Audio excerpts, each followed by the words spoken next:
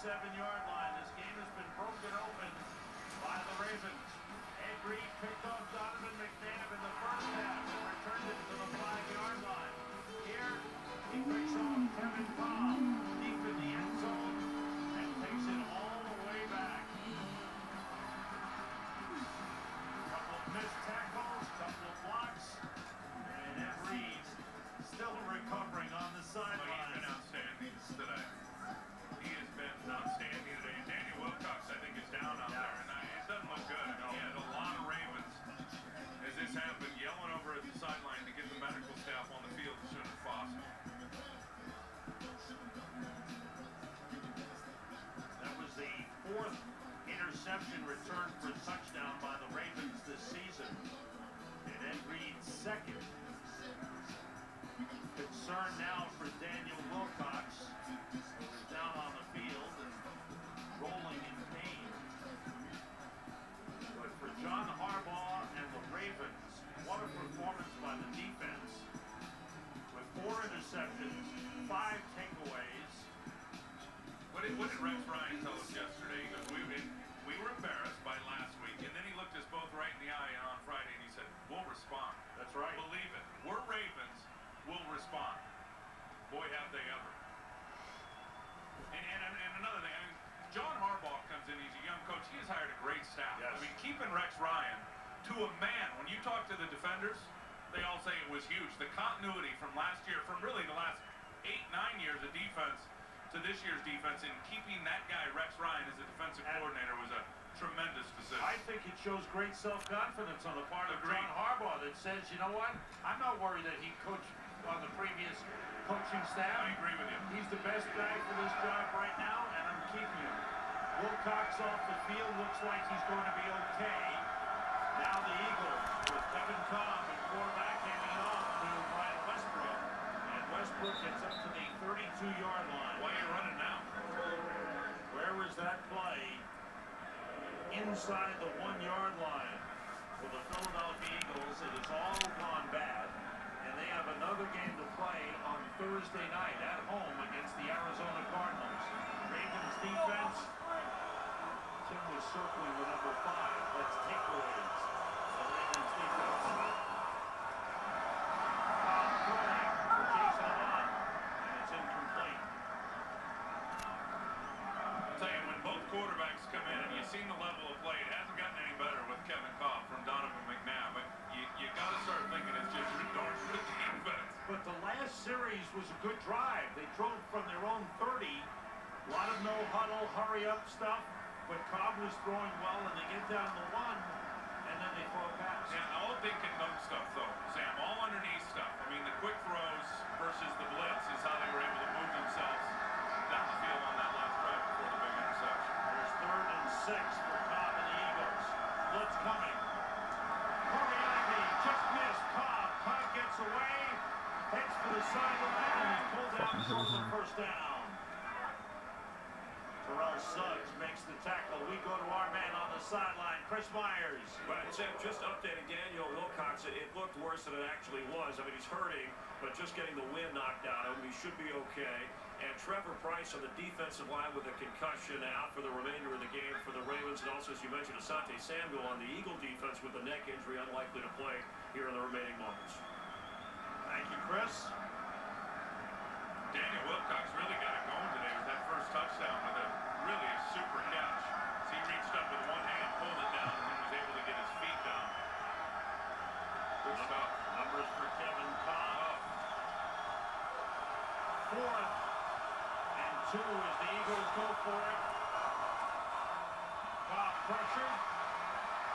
In serious trouble. And the desperation pass is out of bounds. Caught by Justin Bannon, the defensive lineman of the Baltimore Ravens, against his helmet. Big-time pressure from Ray Lewis and Jarrett Johnson on Kevin Cobb. Now, don't start thinking about your Giants because of the helmet catch here, please. I was thinking about it. I knew you were. Bannon made a nice catch. You know my partner. So the ball comes over on downs. The Ravens are in total control of this game. See, again, congratulations on the catch. And the rookie Joe Flacco has kept himself calm and under control against LeRon McClain, who rumbles down the 30-yard line.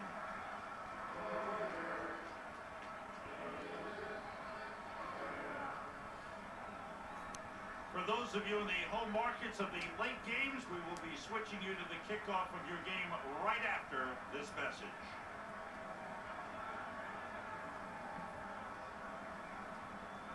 Here in Baltimore, the Ravens looking to go 7-4, get back to within one game of the first place Pittsburgh Steelers in the AFC North.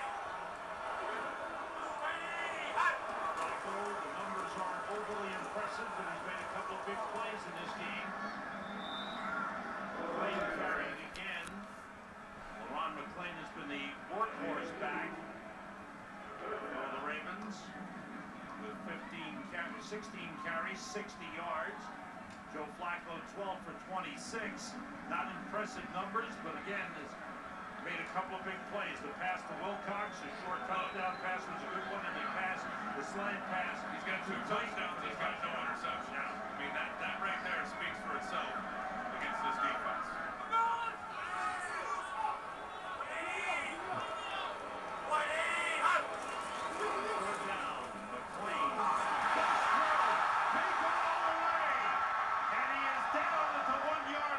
Sheldon Brown stopped him from going into the end zone. Great blocking up front, a 28-yard run for LeRon McClain. Well, what they do is they do tackle over. You got Willie Anderson over here next to Chad Slaughter, unbalanced line. And Philadelphia, they never slide guys over, so they're outmanned.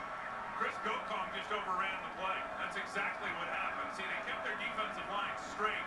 They did shift the linebackers over, and Chris Gokong, that was his gap. He just overran it, and McClain hit it north and south. Career high 88 yards rushing for LeRon McClain. Timeout called by Joe Flacco. This is the first charge timeout, Baltimore. Well, the Ravens closing in on a big victory. And don't forget, we've got some big games following this one.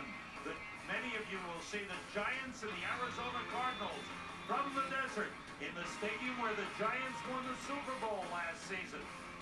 Others will see Washington and Seattle, Carolina and Atlanta, all big games on the second game of the NFL on Fox doubleheader. Now, I don't think, if I heard Jay Glazer and the fellas in the pregame show the right way, is that Brandon Jacobs is going to play in that game. I think they had talked about him playing and thought he was, and then Jay got some late information that, in fact, Brandon Jacobs was going to sit today. That means Ahmad Bradshaw and Derek Ward will I carry. just can't stop it.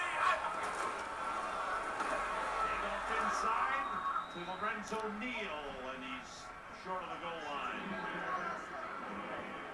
Well, for the Ravens, they will keep pace. One game out in the AFC North. For the Eagles, they will go to 5-5-1, and their chances are growing slimmer and slimmer. They've got a big game on Thursday night at home against Arizona. Who would have seriously envisioned this coming in with Baltimore with a brand new first-year head coach and a rookie quarterback, Joe Flacco, to be where they are right now? Done a great job. Here's McClain slipping outside, and he pulls his way in. Touchdown, LeRon McClain. His 6th rushing touchdown of the season. And 7th overall. And this game has gone from bad to worse for the Eagles. He's just got so much power, and watch the right guard, gets a nice kick-out block, but it's all LeRon McClain. I mean, if you don't tackle him perfectly, and Darren Howard right there just arm tackles him, and when I say perfectly, I mean get your head and your body in front of him, he's just going to drag guys into the end zone. He is a 260-pound truck that you just can't stop unless you get your body in front of his to slow his momentum. He'll run through every arm tackle. Lorenzo Here's O'Neal, the good blocker. That is Darren Howard, who is shaken up on the play. The Eagles have had some injuries in the game. Correll Buckhalter got shaken up in the first half and hasn't returned in this game. Asante Samuel got hurt in the second half, did not return to the game. And now we have Darren Howard down on the field. Not a lot of recovery time this week either. No, they play on Thursday and Thanksgiving. Here's Darren Howard, 90, as he's going to reach out. There he is, number 90. He reaches out right here.